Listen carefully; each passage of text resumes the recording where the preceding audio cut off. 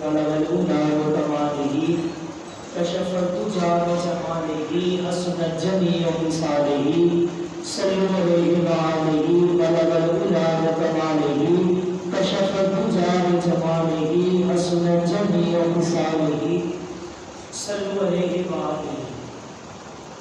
اللہ تعالیٰ نے اپنی لالۂ کتاب قرآن مجید فرقان حمید میں اپنے بندہ مومن کو خطاب کرتے ہوئے ارشاد فرمایا، اللہ قرآن میں ارشاد فرماتا ہے فسبح بحمد ربک واستغفر انہ کان توابا، اور آپ اپنے رب کی حمد کریں اور اس سے استغفار طلب کریں، انہ کان توابا، بے شک وہ بہت ہی توبہ قبول فرمانے والا ہے۔ اللہ تعالیٰ انسان کو کہہ رہا ہے کہ وہ اپنے رب سے توبہ کرے۔ انسان دعا مانگتا ہے، دعا مانگ کے جب اس کی دعا قبول نہیں ہوتی تو پھر وہ گلے شکوے کرتا ہے کہ میں نے دعا تو مانگی تھی لیکن دعا قبول نہیں ہوئی۔ پھر انسان کو یہ وقت کا انتظار کرتا رہتا ہے، پھر وہ گلے شکوے اس کے بڑھ جاتے ہیں کہ میں نے یہ دعا مانگی تھی فلاں موقع پہ تو میری کوئی دعا قبول نہیں ہوئی۔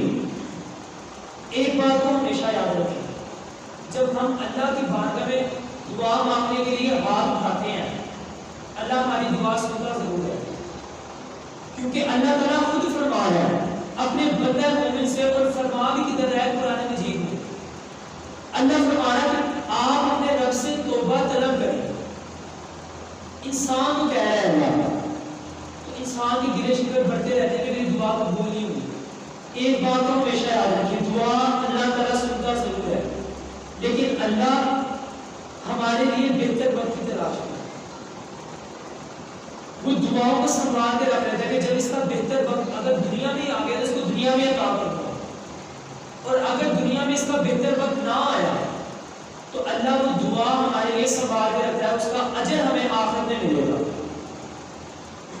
آخرت میں کچھ لوگ ایسے ہوں گے جن کے بہت بڑے بڑے ماہر ہوں گے، تو اللہ تعالیٰ فرمائے گا یہ ان لوگوں کے ماہر ہیں جن کی دنیا میں کوئی بھی دعا نہیں سنی جاتی تھی، تو وہ لوگ ان کی طرف دیکھ کے رشک کریں گے جن کی دنیا میں ساری دعائیں قبول ہوتی ہیں۔ وہ لوگ ان کی طرف دیکھ کے رشک کریں گے اور وہ اپنے مالک سے کہیں گے کہ مالک کو مولا کاش ہماری دنیا میں ایک بھی دعا قبول نہ ہوئی، یا تو ہمیں اس کا اچھا سرا جو ہمارے لیے بہتر ہے وہ اللہ ہمیں دنیا میں عطا فرما دیتا ہے، اور اگر دنیا میں نہیں ملتا تو آخرت میں ہمارے لیے اپنی مانگی ہوئی دعا کا اجر ضرور ہوگا۔ دعا مانگی ہوئی کبھی بھی رد نہیں جائے گی۔ ہم کوئی بھی دعا مانگے وہ اللہ تعالیٰ کی بارگاہ میں قبول ضرور ہوگی۔ جیسے آپ کو ایک مثال دے کر جاتا ہوں، ایک ماں ہے وہ اپنے بیٹے کو اسکول بھیج رہی ہے، بیٹا کبھی کبھی ضد بھی کرتے ہیں میں اسکول نہیں جاتا، لیکن وہ زبردستی اسے اسکول بھیج رہی ہے، زبردستی مار پیٹ کے ڈانٹ ڈپٹ کر کے اسے اسکول ضرور بھیج رہی ہے۔ کیوں بھیج رہی ہے؟ کیونکہ ماں کو پتہ ہے کہ یہ اسکول جائے گا تو کچھ سیکھے گا، اس کو علم آئے گا۔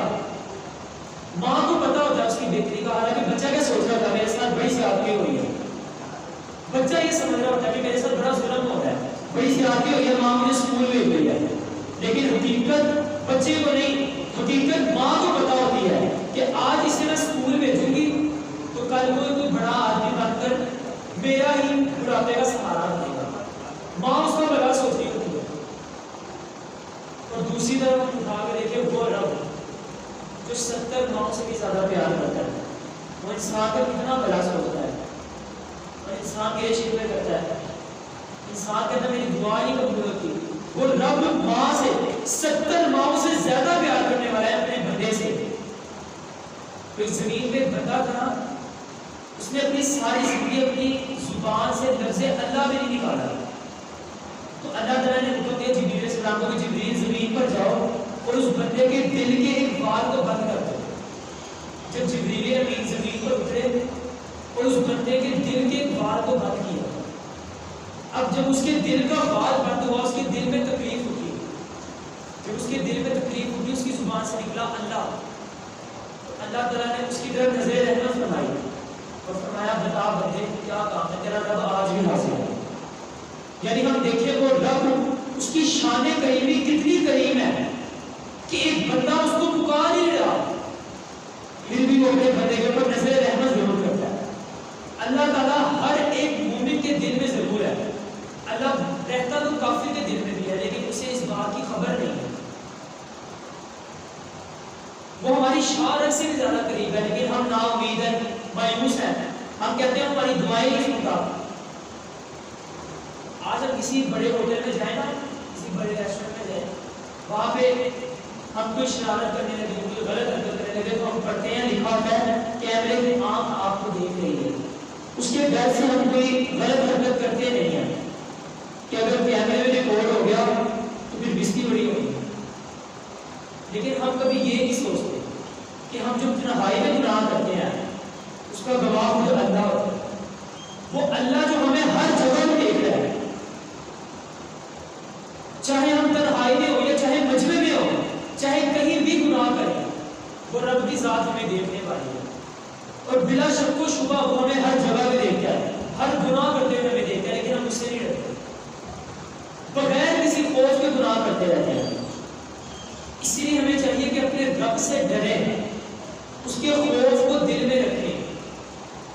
اللہ تعالیٰ کے خوف سے بندے کی آنکھ سے نکلا ہوا ایک آنسو بھی قیامت والے دن ہمارے لیے ذریعہ نجات ہے. وہ بھی ہمارے نامہ میں گرے گا جو اللہ کے خوف سے بندے نے آنسو بہایا ہوگا.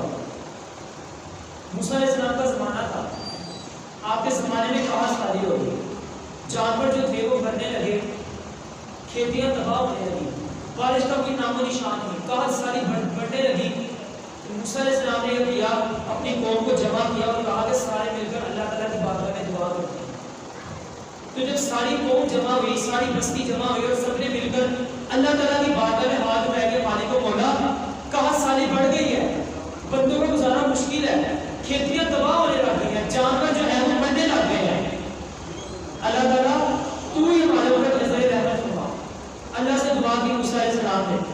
اللہ تعالیٰ نے فرمایا کہ موسیٰ، یہ جو تم نے بستی جمع کی ہے، اس بستی میں ایک ایسا شخص بھی ہے جس نے ہمیشہ میری نافرمانی کی ہے، میں اس سے بہت زیادہ ناراض ہوں، جس نے کبھی بھی، اور جس کے گناہ اتنے زیادہ ہیں کہ زمین اور آسمان کے درمیان اگر اس کے گناہوں سے بھر دیے جائیں تو یہ بھی جگہ چھوٹی پڑ جائے. تو موسیٰ علیہ السلام گئے اور اپنی بستی میں جا کر یہ اعلان کر دیا کہ اس مجمع میں ایک ایسا شخص بھی ہے جس نے ساری زندگی گناہوں میں گزار دی. اللہ فرما رہے کہ اگر وہ شخص یہاں سے چلا جاتا ہے تو بارش نازل ہوگی. اب موسیٰ علیہ السلام نے جیسے جا کر اپنی بستی میں یہ اعلان کیا تو سارے بندے سوچنے لگے کہ یار وہ شخص کون ہے. اور جو وہ شخص تھا اس نے دل ہی دل میں توبہ کر لی. اس نے دل ہی دل میں کہا کہ یا اللہ مالک و مولا، آج میری عزت رکھ دے، آج مجمع میں اگر مجھے جانا پڑا تو سارے لوگ تو مجھے زندگی پر یہی طعنہ دیں گے کہ یہ بندہ بڑا بدکار تھا، یہ بندہ بڑا گنہگار تھا، اس بندے نے ساری عمر اپنے رب کی نافرمانی کی ہے. مالک و مولا آج اس بندے کو بخش دے، آج اس بندے کو معاف کر دے. موسیٰ علیہ السلام، وہ بندہ جیسے اللہ تعالیٰ کی بارگاہ میں دعا کرے گا اللہ تعالیٰ اسی کو بارش کو نازل فرمائے گا.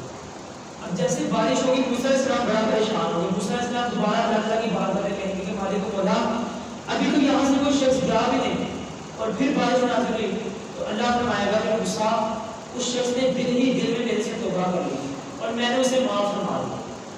یعنی کہ اللہ تعالیٰ کو انسان کی توبہ اتنی پسند ہے کہ بندہ دل ہی دل میں توبہ کرے، اللہ اس کی توبہ کو قبول فرما لیتا ہے. دل ہی دل میں بندہ توبہ کرتا ہے اور اللہ تعالیٰ اس کی توبہ کو قبول فرما لیتا ہے. اللہ تعالیٰ نے فرمایا کہ جس محلے میں کوئی جوان توبہ کرتا ہے اللہ اس محلے سے 40 دن کے لیے، اللہ اس محلے کے قبرستان سے 40 دن کے لیے اپنے عذاب کو اٹھا لیتا ہے. صرف ایک جوان نے توبہ کی ہے اور 40 دن کے لیے اس قبرستان سے اللہ عذاب کو اٹھا لیتا ہے. یہ عادت ہے توبہ کا. اسی لیے اللہ تعالیٰ کی بارگاہ میں رجوع کریں، اللہ تعالیٰ کے خوف سے روئیں. دعا ہے کہ اللہ تعالیٰ قیامت والے دن ان نشستوں کو ہمارے لیے ذریعہ نجات ہے. جو کچھ سنا وہ سنایا، اللہ تعالیٰ قیامت والے دن ان سب کو ہمارے لیے نجات کی بنیاد ہے، نجات کا ذریعہ بنائے. وآخر دعوانا